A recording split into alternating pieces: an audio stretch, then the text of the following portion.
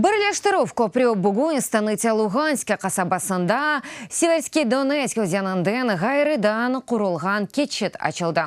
Ешлеріні Украин құруджылары мудиеттінден бір авта эвел бітірді. Тәмірлев вақтында пиеделерінің онайтлығы үшін мувақат кетчет құрылды.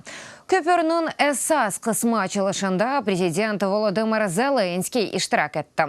Көпірнің ғайрыдан құрылығы бір-бірінден сынырнен айрылған елда гуманитар вазиятның ейлештірілмесі.